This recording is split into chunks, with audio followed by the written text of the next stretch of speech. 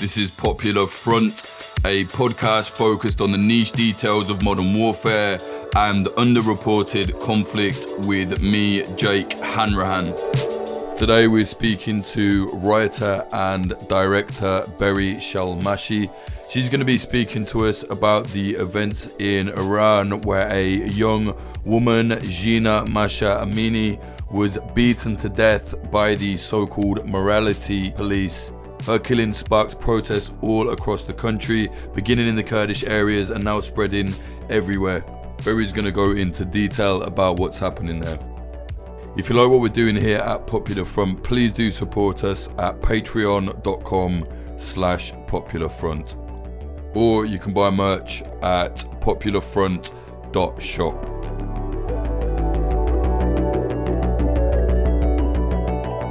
So Beri, firstly, can you kind of, I think it would be best to explain the situation. What happened to Jina? The morality police, she got attacked and very sadly she died. Maybe you can just kind of go over all of that. What actually happened to her in the first place before these riots started? Jina was a young woman from Sakis, a Kurdish city in Iran. She went on a trip to Tehran with her family. And actually, it is said that her younger brother already said, should we actually take Jina? We're not really from there.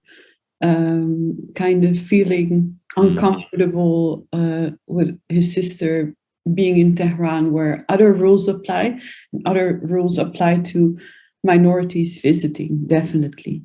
So as everyone has probably heard, Jina was captured by the morality police in Tehran, which is kind of a regular thing for them to roam around the city and gather women, put them on a van and punish them for not wearing their clothes properly according to their standards. I think a lot of people almost think it's a joke when they hear, morality police. I mean, to be honest, I've been putting it kind of like quotation marks because the idea that they're protecting morals while beating up women because they don't have the right dress wear, what they think is the right dress, is insane. But maybe you can just explain, what are the morality police? So the morality police, in my understanding, is this department of the general police that is roaming around the city,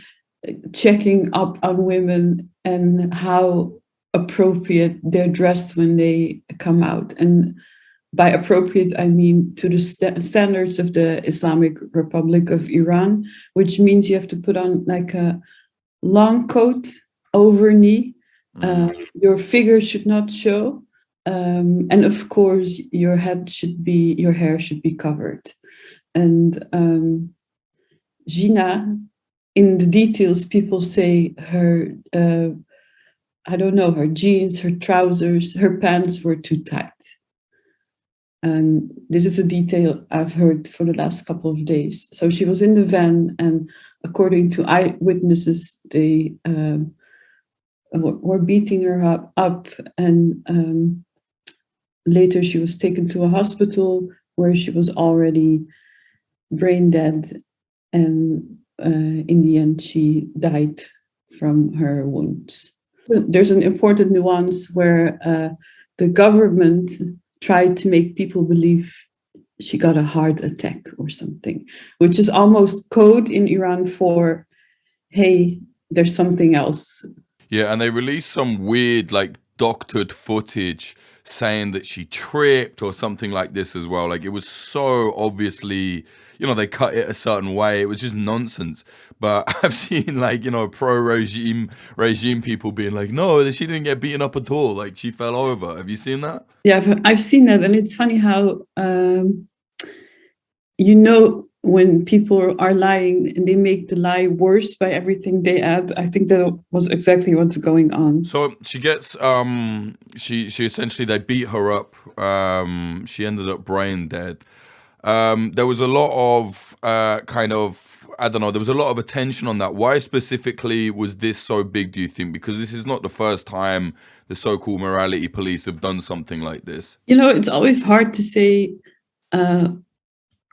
where the fire ignites in Iran, because there's a lot of reasons to be angry, and every few years people burst out in protests.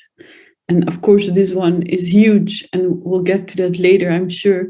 But this time, I feel like just everything together, the timing, everyone is so tired again of all the oppression, of everything that is going on in Iran. And then also add to that, and that's why, and I'm sure we'll get into that too, it's important to note that Jina was Kurdish. I think the Kurds in Iran are so fed up and have nothing to lose that when Jina's body was taken back to Sakis, to Kurdish, well, I would say Iranian Kurdistan or Eastern Kurdistan or Kurdish city in Iran or whatever you want to call it really, or Roshalat, the best one, Jake. When she was taken back, there was no time to research, or how do you say that in proper English, to check up on what actually happened. And then like an autopsy on the body.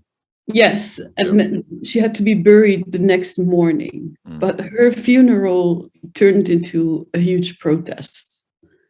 And that's how it started. I mean, how much more anger can you gather than in this situation? And then other Kurdish cities joined in the protests. And of course, people in Tehran, in the capital, joined as well. And then because you had the Kurds and at the same time communities in Tehran, that means it's not just one ethnicity or one class in society supporting these protests. It spread like a wildfire after. Yeah, well, I think that's a really relevant point, because unfortunately, you know, even kind of Iranian people that I know, some were like, why is Popular Front pointing out that Jina was Kurdish? Why aren't you using the other name that everyone else is using in the hashtag? And, you know, we thought, well, you know, obviously we have had a lot to do with the kind of Kurdish struggle in every part where Kurdistan is. You know, on the ground. Obviously, I even went to prison, you know, for reporting on it. So for us, it's, you know, it's kind of close to our heart. So we do a lot of research on it. We understand it. And I felt, well, like, yeah, it's particularly relevant in Iran because, well, maybe you can explain, like, what it's like for persecution. I mean, I know everybody, if they step out of line, you know, in Iran from the regime, they get persecuted. But Kurds get it particularly bad, right? Oh, yes, definitely. Also, if you look at the numbers of people getting executed or imprisoned, at least half of those people are Kurdish. So I think that says a lot. Even if you don't follow the news, I think these facts just state the situation. And what is really nice about the current protests is how it has gathered everyone within Iran from every layer of society, all walks of life, and all different ethnicities. If you look at the map of Iran and where the protests are, they're all over the country. That's why some Iranian people, non-Kurds, say, please don't focus on the Kurdish side of the story too much. But at the same time, it has so much to do with the Kurdish side of the story that this happened and how it has fueled this these growing protests is so relevant. You can't ignore that. And then to get back to what you were asking, there's so many. If you're going to stand up for women's rights, you have to equally stand up for human rights and see how your country or Iran, if you feel related to that place in any way, if there's anything going on in that country, any suppression the government is pushing for, you will always see the double effect in Kurdish regions. So that must mean something, right? Yeah, definitely. I think I was reading like the vast majority of people that die from hanging are Kurdish as well, like the public hanging, like extremely brutal. Also, if you see images from those hangings, even if they've cropped the faces of the pictures, it's always in Kurdish pants. Yes, Yeah, just the legs dangling. Yeah. So there was the funeral, and then the protest kind of culminated around that. Then they spread like wildfire. Maybe talk to us about that. How did that kind of like pan out? It went from just around her funeral, and then some reason it just really took off. Yeah, people are fed up. I don't know. Like, I wish I could give a more in-depth explanation than that, Jake. But it's really the last drip for Kurdish people first, who have nothing to lose. And if those who would suffer from the police the most dare to stand up, the rest of the country couldn't stay behind, because Kurds, whatever they do, they always risk everything. And they will always be more gentle, the government, to other Iranians rising up. So if the Kurds could do it, then there was no reason for anyone else not to do it. Right. And what kind of how the protests form? Like, I've seen everything from rocks being thrown to kind of sit-in protests to actual, weapons used on the streets. I think some Baluchi youth, in solidarity with the Kurds and obviously the Iranian people, were actually firing back at the security forces. The internet was even shut down for a bit. Like, what's the status of it all? So different. As many regions as Iran has, I've sensed the protests were different everywhere else. What you see from a lot of Persian or predominantly Persian cities is, I really don't want to say they don't put their lives at risk, because these days we see a lot of people get arrested. Even people who've just been active online are in prison now. So don't think I'm trying to say anything wrong as a Kurd, but just what we saw in the first days is, it felt like the protests in those cities were more cheerful, like the more cheerful images of women dancing, burning their scarves, cutting their hair. We saw that, and at the same time, we saw all kinds of weaponry used against, what I saw a lot from Roshalat, from Kurdish Iran, looked way more grim early on already than it did in other regions. So it was kind of blurry and messy and so much going on. It's been 2 weeks now that we're talking. And then now, 2 weeks later, and it's so hard to talk about this, Jake, because I feel like it changes every day. But at this current moment, as we're speaking, even those you think would never be put in danger are also captured. For example, there's this young singer who made a beautiful song and kind of kept up the morale of all the protesters. Last night, I read that the police arrested him as well. Or there's this famous picture that's been going viral, that's been going around, of two young women having breakfast in uncovered outfits, no hijab, no long jacket whatsoever, just in jeans. One of those women seems to be in Evin prison right now.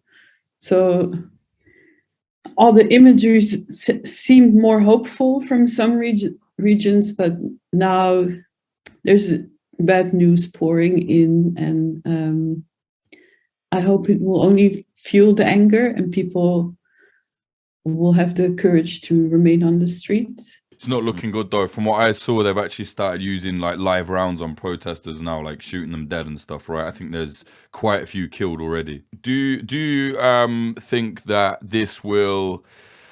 I mean, I don't want to be pessimistic, but from all the other protests like this, I mean, granted, this is particularly different, like this is actually very serious, but anything even remotely close to this has kind of always been put down in Iran with just extreme brutality, massacres. The last time the internet went off, I think like over 1,000 people were shot dead and killed in the streets.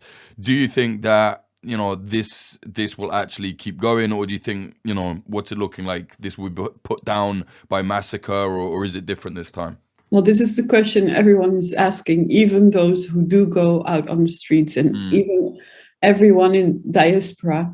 You have to try and believe in it for it to have a chance to happen. I was actually really pessimistic the other day, visiting my mom, and I was like, well, everyone is going to die and no one's going to know about it, and it's going to disappear out of the news and nothing will change. And she was like, shh, if we don't believe it, it will never happen. So we have to keep believing in it and pushing for it and keep supporting everyone out there. And even when she said that, I felt like it's so unfair to keep people within Iran believing, well, you don't know, you can't promise them anything. So like any time with big protests in Iran, it's always confusing, but at the same time, the signals feel different. It's been going on for weeks, and people are still so brave, and it just feels, but I don't know how to explain it, Jake. It just feels different than all the other times before. And even if the regime doesn't fall, I feel like they will have to compromise in one way or another this time. That's serious, yeah. What has the regime been saying, like, on the TV? How have they been presenting this? I imagine they're just saying everyone is a terrorist or something. But yeah, what have they been saying? Classic framing, of course. What I feel that's going on is two things at the same time. Trying to pretend that it's only a discussion about headscarves and not about human rights or women's rights. And on the other hand, and of course, as a Kurdish Iranian, I see more imagery from that side, trying to change the trope into something that seems like the Kurdish quote unquote minority is pushing for these protests. Or even worse, pretending outside forces, the Kurdish opposition that is based outside of Iran, that they're pushing for these protests and for the unrest in Iran. That's how they're trying to sell it. It's typical, like 101 really playbook.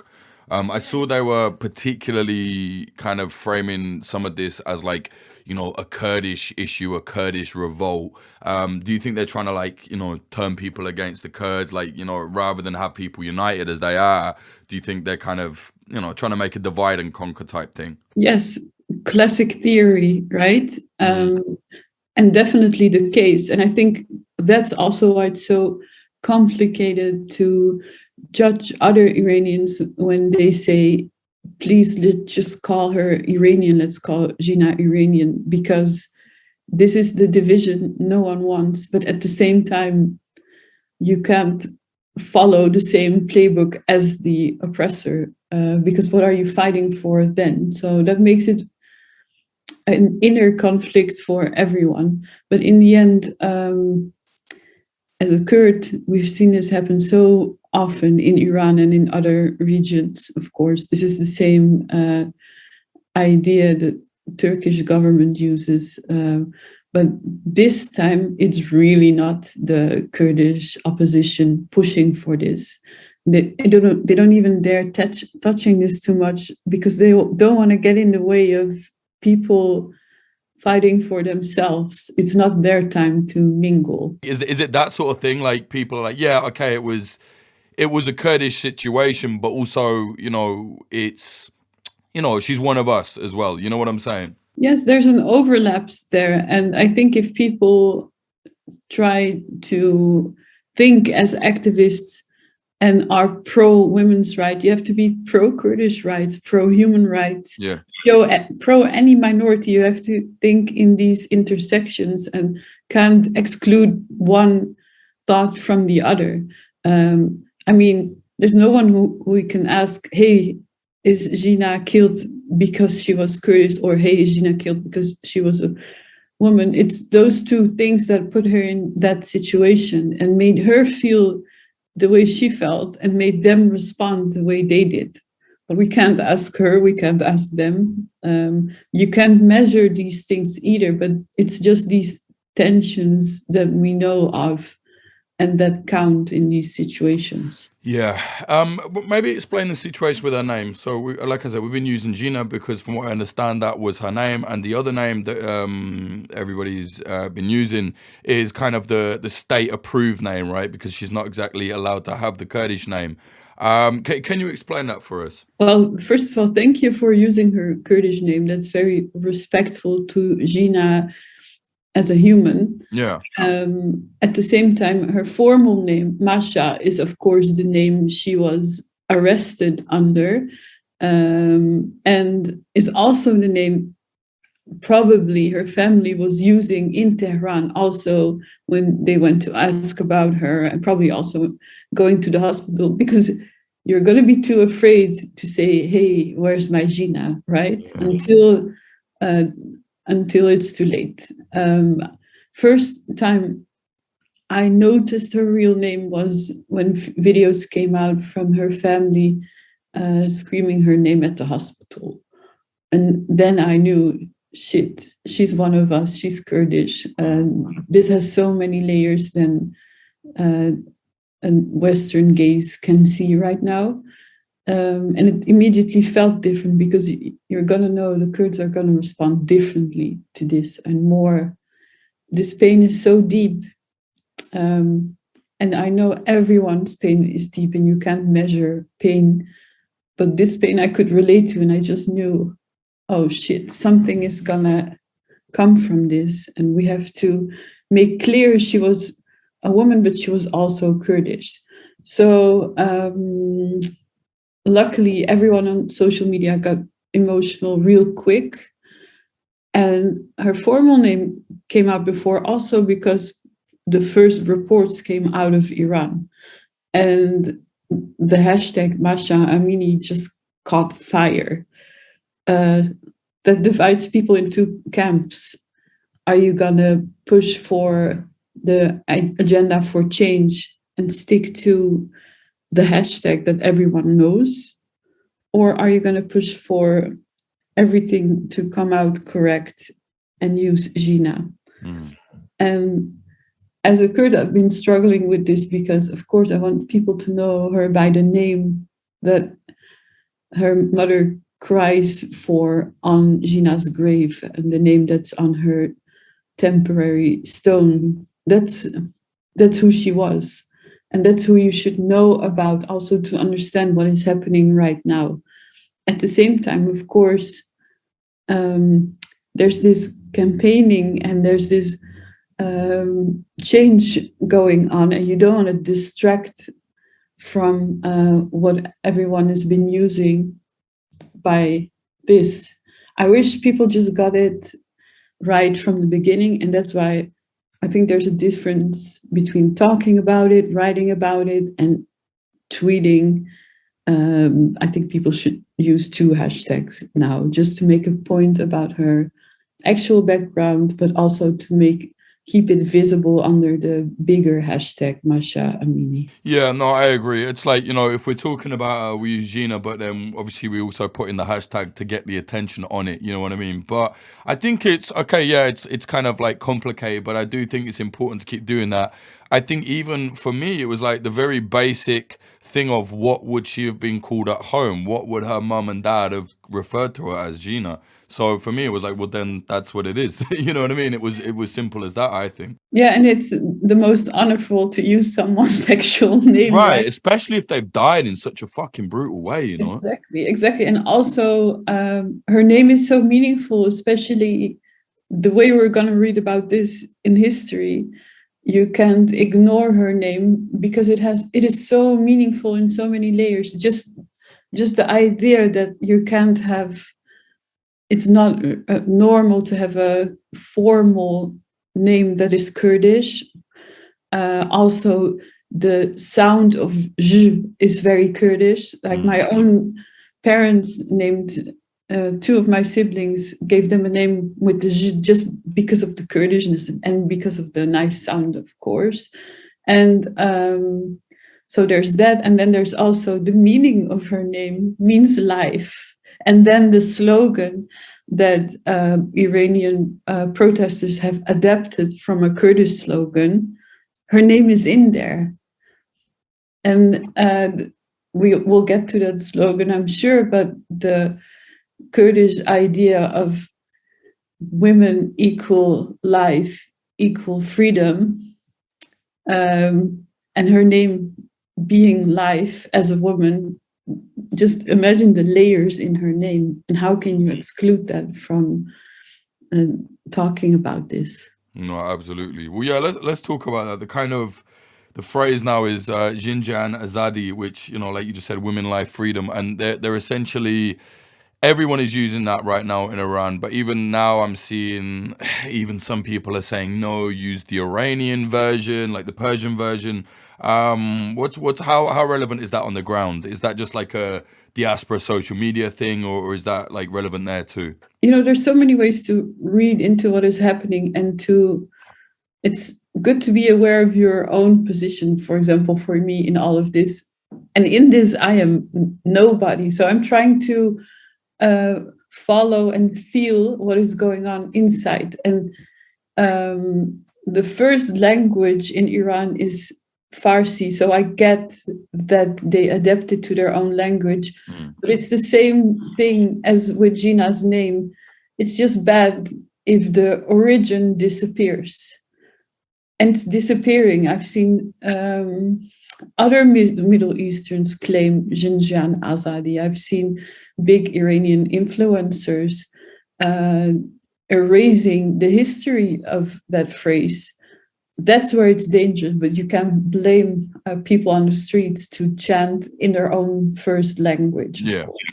So what I would hope for, but who am I other than just someone in diaspora closely following this for years, is I hope they will mention both, because that would mean there's space for Kurdish identity within the larger Iranian community, right? It means you can be both at the same time, as a lot of people are saying. If it's true that you can be Kurdish and Iranian, then I want to hear the Kurdish and the Farsi sentence at least. Yeah, I think that's the way forward as well. Yeah, and it just sounds nicer in Kurdish because that's where it stems from. It just makes more sense, and I hope that whoever uses it now feels and understands the depth of it and the revolutionary women who have brought it up before them. Yeah. And Iran now has started actually bombing Kurdistan, or the Kurdish region in Iraq, northern Iraq. Killed a lot of people, literally bombs flying over the heads of children. One reporter has lost 2 legs. I think hundreds of people have been killed now. What's going on? Why are they bombing on the other side of the border, hitting the Kurds in Iraq? Well, that's because of something we shortly spoke about in the beginning earlier. It's the perfect distraction from Iran, first of all, and I'll explain a little bit more about it. And it's the way to point the Kurds, to blame all of this chaos, quote unquote, on the Kurds.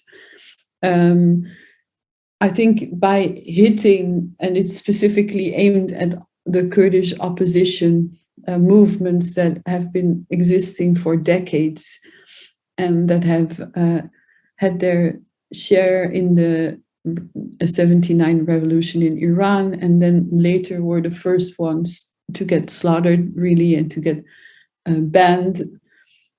These movements are still active, and every now and then Iran puts pressure on them. And of course, this is the perfect timing to do so again. You can read this in 2 ways. First is, this is the Islamic Republic of Iran trying to blame everything on the Kurds and show the people of Iran, hey, look how they are trying to interfere across the border from Iraq. They're trying to influence the Kurdish population in Iran. And push for this unrest, right? So that's one way to look at it. But the other way, which I prefer, is it must be such a mess in their heads at the government in Iran that this is one of their last resorts, hopefully trying to make the people in Kurdistan and the rest of Iran fear going out on the streets by showing what they can do indirectly by harming others. And that's a technique or a tactic that they've been using more often. It's easier to target a minority's opposition across the border than to do this on your own ground. And symbolically, they've launched, and Jake, you're better at this. I never know what's a rocket, what's a drone, whatsoever. That's your domain.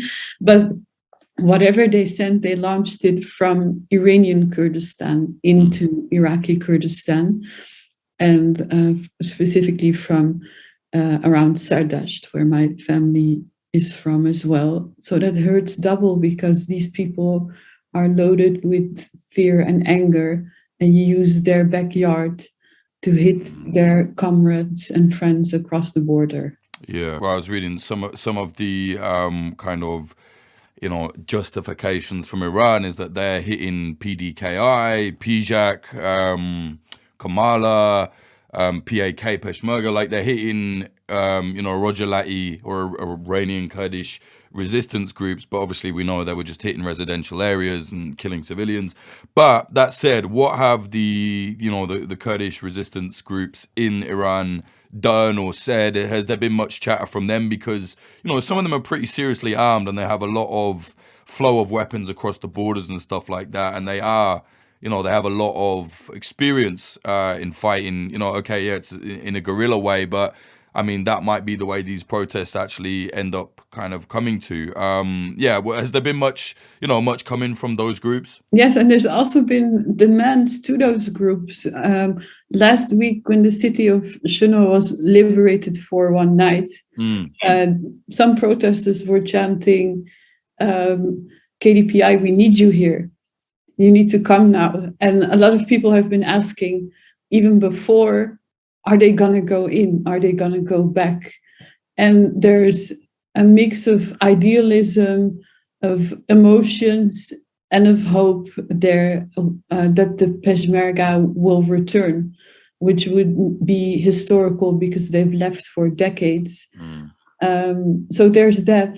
But there's also these movements like KDPI, Komala, and the others, where they know this is not the way for them to go in, because if they're even a target, and if even school kids in Koya, for example, in Iraqi Kurdistan, are targeted by the Islamic Republic's regime, then no way should Peshmerga go in now, should these movements go in now, because they'll turn these protests into a massacre. Yeah, it will give them a reason, right? Yes, it will give them a reason. And not that they needed one, but still. Yes, and then the idea of the propaganda that Iran is trying to spread will seem true, right? If you go in, and they've been saying, hey, these Kurdish movements are creating a mess in our country, and they go in and the mess is there, then maybe it will seem like they were right. So this is not the time for them to go in, and I think they know. But of course, this is their struggle, and they've been supporting the people of Iran within their capacity for all these years. And I'm sure their hands are itching to do something, but they'll have to do it in a diplomatic and longer lasting way than going in with Peshmerga and weapons right now. And as a Kurd, it hurts to say this, even because, of course, and I have family within that movement. So as an emotional person, I would say, oh, I can't wait for the day to see them there, but it would be wrong. Yeah, you got to be pragmatic. Yes. Also, I think as well, like there's a risk of alienating protesters because like we've said, it's not just Kurds, it's everybody, all oppressed peoples across Iran now are fighting. I think you have a problem there where you might end up alienating one part of that. The Iranians might be like, oh, well, these Kurdish guys came in and women came in with guns.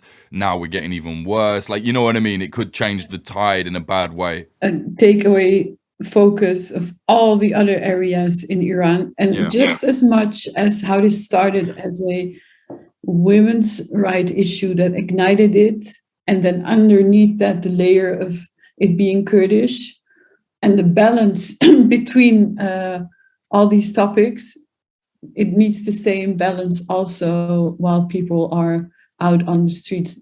This is not the time for anyone to make this about them. Yeah, I agree. I think that's the best way. In terms of the intensity of the protests, are they slowing down? You know, it's 2 weeks now.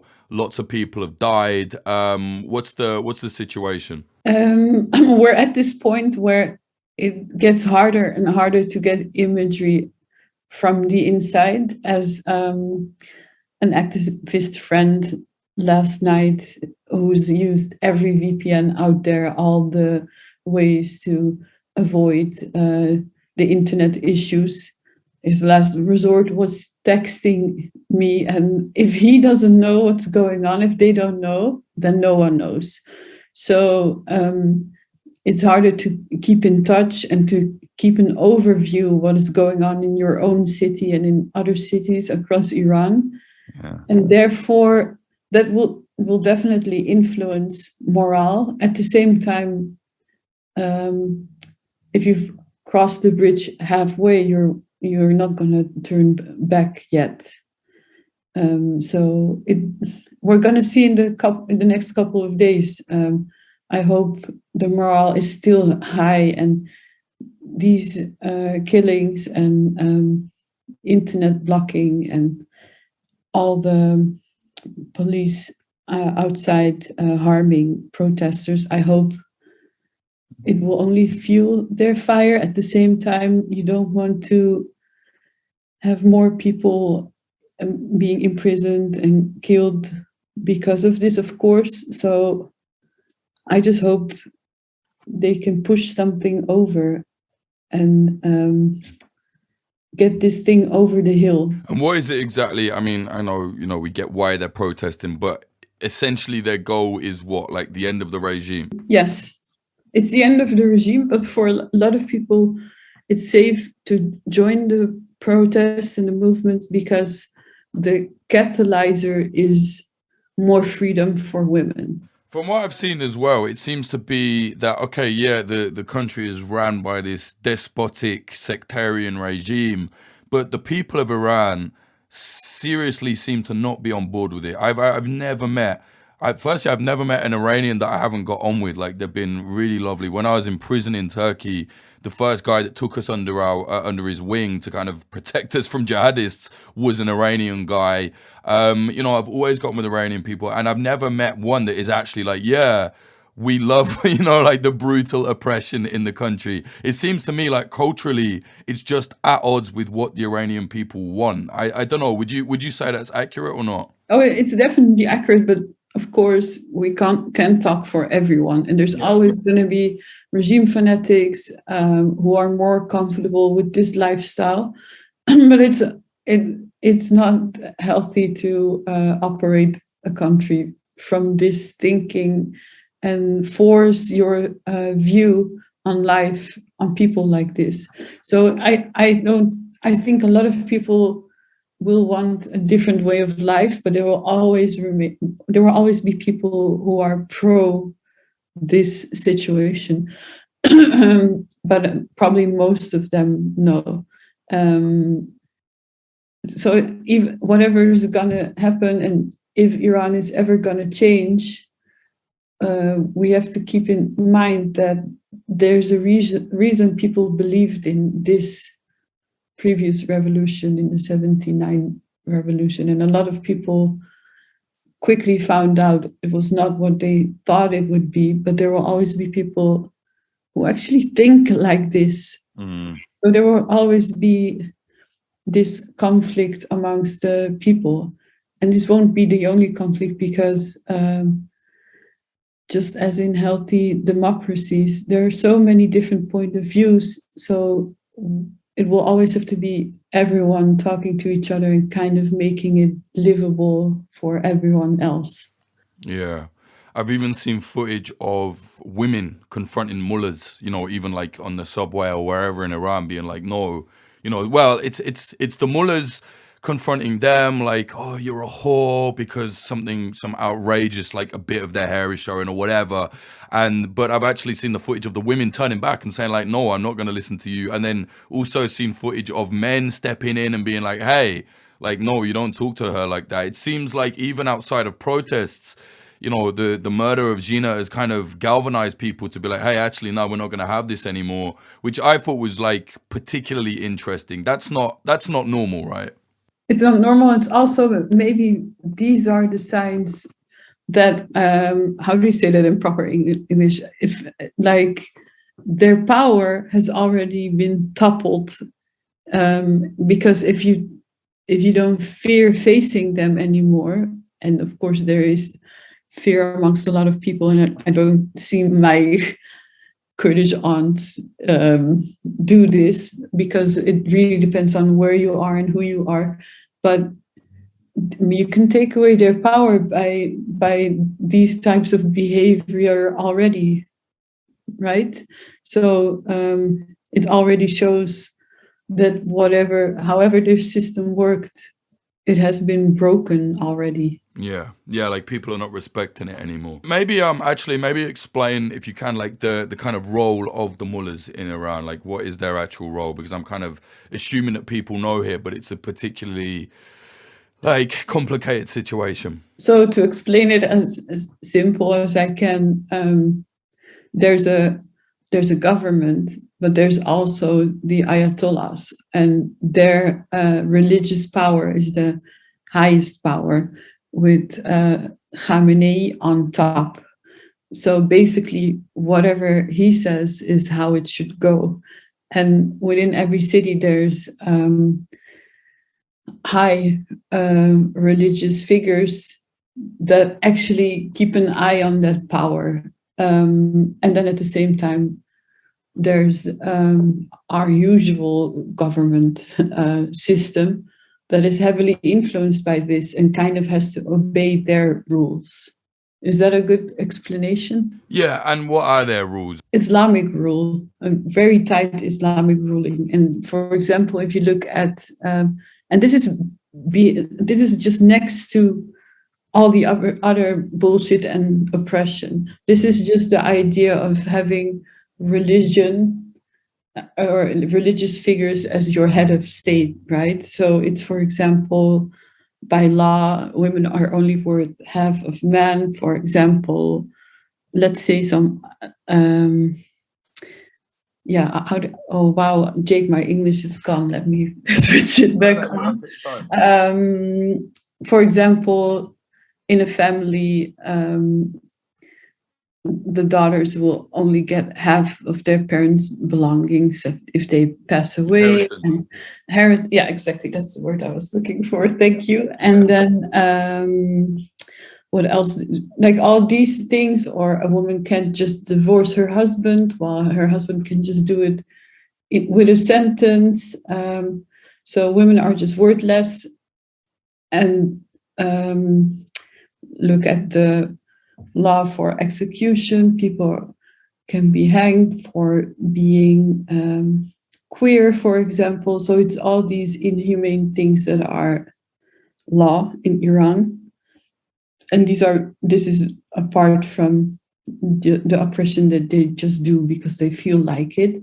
But usually when they suspect Kurds, for example, of being activists, they blame them, and this is by law. They go against the Islamic foundation of the country. That's what they would get executed for. Yeah, my friend, his uncle, I think he was something to do with Kamala, one of the Kurdish resistance groups there. And they basically just, I don't think they could fully prove it or whatever, not that they care, but they just said, yeah, he's gay. I don't think he was. You know what I mean? No one. I mean, if he was, whatever, fine. Like they were just like, yeah, he's gay, and then they just hanged him for it. You know what I mean? It was like, Jesus fucking Christ. Like initially he was arrested for activism, and then he was hanged for being gay. And it was like, wow. Like when you have these rules in place, I mean, they can just do what they want. You know? Exactly. So, I hope you got it. I explained it so bad. I hope you got it. And if the listeners don't understand, maybe you can summarize what I just tried to say. No, it makes sense to me. I mean, it's a complicated situation. And it's, you know, for me, it's like, well, you are from the region, you know what I mean? It's a lot more, makes a lot more sense if you explain it. You're going to know it more than I ever will. But in terms of the future of the protests, I know we can't really, you know, predict anything, but where do you think they're headed? That's the toughest question right now. Yeah. And as we discussed earlier on, whatever happens, something will change. You can't fully go back to how it used to be a couple of weeks ago. And also, I think the new generation, Gen Z, that's been on the streets as well, is different. They're really different. And I feel like they have something in their hands. How so? Maybe because they are less affected by the traumas and fear of other generations, and they live online anyway. So their idea of Iran is very much connected to their idea of the entire world, more than even us millennials, you know? So, yeah, they want the lives they see on their screens. Maybe I don't know, but they're going to do something. If anyone is going to change it, it's going to be them. At the same time, maybe you've seen this video of a young boy's funeral in Kurdistan, and his father standing on his grave saying, "Please don't let the youth die. At least we've had a long life. We have to join them. We can't just send them out on the streets and take a nap at home while they're out there." So it's going to be everyone together. I believe what he says, but I feel like even if something doesn't change in the coming weeks, in the coming time, this door has opened inside this new generation that's not going to take this forever. Yeah, I think that's a really important thing as well. Like I've seen, you know, you'll see protests and people be like, "Oh, what's the point? They're never going to win." You know, the odds are clearly stacked against them. And it's like, well, yeah, they might not win this time, but that might inspire the next generation that takes from them and then does win. It's like, if you're being oppressed, you can't just accept it. You know what I mean? Even if you're not going to win now, or, yeah, okay, it seems futile. I think to do nothing is even worse, you know? Not that I'm advocating for anybody to do anything. I mean, I live in Britain. I mean, it's a cesspit, but, you know, we're not getting thrown in prison for having views against our government. Not yet, anyway. But, you know, it does seem to me that from my travels, it's like the people that at least try, it kind of, I don't know, like you said, it lasts forever, that. Exactly. So, and that's actually an optimistic note. If it's not now, then still one day. At the same time, this is what my parents' generation have been saying their entire lives as well. What's the situation with the internet right now? Is it still down? It's going on and off, and sometimes nothing works. Sometimes half the internet works. Sometimes half of the apps work. Some of the VPNs work. None of them work. There seem to be a few hours per day that are kind of a loophole. So yeah, and sometimes it's only one region. Sometimes it's many places. Like, not to downscale it, but in my head, it really feels like there's this man in this room pressing buttons and being like, now this town, now these people. It's very arbitrary. At the same time,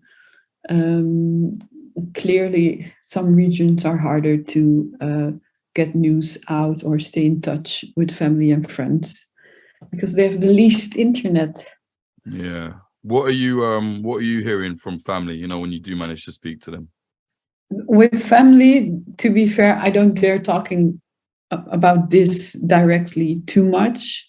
also because I'm vocal and I'm comfortably living outside of Iran. There's a few friends that are really active that I talk to about this and about the protests. And they need us. They really need people outside to stay vocal and to echo their images and their news and updates. That's what I hear from them. So even when I feel useless, just seeing that they feel seen does something. But they have the same questions and fears politically as the ones we just discussed. Where will this go? How long will it take? Will there be a change?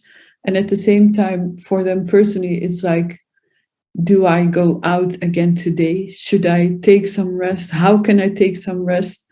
What if I get killed? What is my life worth? Is it worth leaving? The personal questions are, of course, more hurtful and painful at this moment than the bigger topics that we discuss. Yeah. When you say you don't really want to talk to them about it, is it because you're worried that that will put them in danger, do you mean? Yes, definitely. Yeah. Yes. Yeah. Is Iran, I mean, you know, in the West, I mean, we're one to talk. We live in a fucking surveillance state. You can't breathe without some tech bro or government watching you. But what's it like over there? Do they got like a handle on like monitoring everybody the same way that they do over here, like online and stuff? Oh, probably better than us. Really? Yeah. I'm sure they keep an eye on us too, Jake. Oh, absolutely. Yeah. Yeah, they'll hear this, no doubt. And in terms of the raids, how prevalent are them? I've been hearing that a lot of activists have been getting raided and arrested, but like you said, it's hard to get information from the country. Have you heard much about that? Yes, and the last couple of days, it's even more the type of social media influencers, artists, performers that are also getting raided and arrested. So it's not even your quote unquote typical activist, it's everyone now. And it's also a lot of people that for some reason it felt they had the space and privilege to speak out. They are in danger now too. It's like they're trying to go for all the cultural things that spur on a popular protest. You know, if they're going after dancers, singers, that is what will often like galvanize the kind of feeling of solidarity and protest amongst such people. Yes, they're going for the Turkish strategy now, you could say. Yeah, absolutely. Yeah. Well, let's hope things get better. I don't know. It's looking bad, but we'll see. Beri, is there anything else you want to mention before we go? Thank you for this time and space. And I think everyone who listens should know what we're saying now might be different if you listen to this in 3 days, but hopefully it can give you an idea of what's been going on. And I hope we haven't excluded too many perspectives. This was just to give everyone a global idea and some depth and feeling into what is happening inside Iran. And of course, if we're going to talk, the Kurdish perspective is going to be a little bit dominant, but that's not to take away focus of what everyone has been doing and fighting for. But it's good to know. It's really good to know and then to understand what is happening inside Iran. Absolutely. No, I agree completely. If people want to get in touch with you on social media or wherever, where can they do it? Where can they find your work? Hopefully you can put it in the show notes somewhere. You can find me everywhere: Twitter, Instagram, Facebook, if you still know how to open that, just anywhere you want. Facebook, I haven't had that for years. You've got Facebook. Yeah, your Twitter is probably the best way, right? Yes, the easiest, fast. Yeah, and that's BeriShalmashi.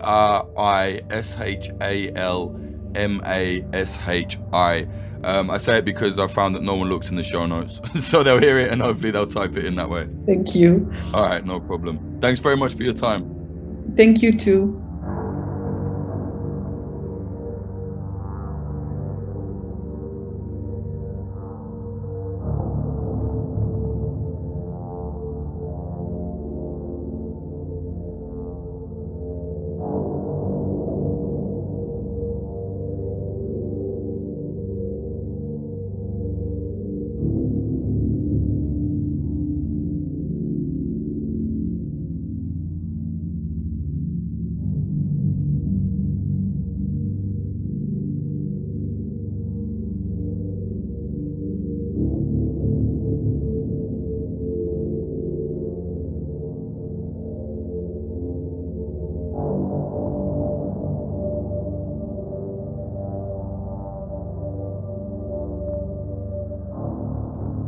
That was writer and director Beri Shalmashi talking to us about the tragic murder of Jina Mahsa Amini and the subsequent clashes, riots, uprising maybe all across Iran. If you want to support us, please check us out on Patreon, patreon.com/popularfront. There's lots and lots of extra content on there for your money. We are entirely grassroots. We do not take money from any corporate investors or anything like that. So the way we keep going is basically people support us on the Patreon, or if you want, you can buy merchandise, our t-shirts, they look cool. popularfront.shop, check all of that out. In the next week there will be another drop of new stuff coming. Also, there's some more copies available of Front Wave, the collectible cassette that we're selling. Music of Sam Black who makes all the music for Popular Front. Go to popularfront.shop. Thank you to our sponsors. They are Oracle Coffee Shop in Portland, Oregon, USA. They're an independent coffee business selling only fair trade products. See them at 3875 South West Bond Avenue, 97239. Also Grindcore House, a pair of independent coffee shops in Philadelphia, USA. One in South, one in West. Find them on socials at Grindcore House. Oh, and also, sorry, if you go to Oracle Coffee Shop now and tell them, I don't know, Popular Front sent you, you will get a discount. I think there was a code, but I forgot it. Sorry, Francis. Just tell them that.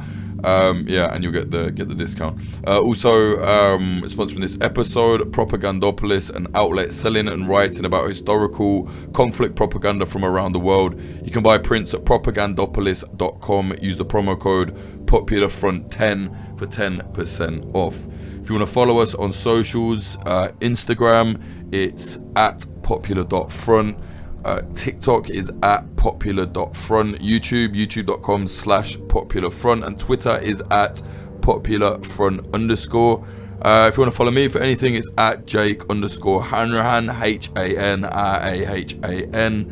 Same as my site. If you want to check out my work or get in contact with me specifically, jakehanrahan.com. Music in this episode, the intro was by Home and the outro was by Sam Black. Check his music out at samblackpf.com.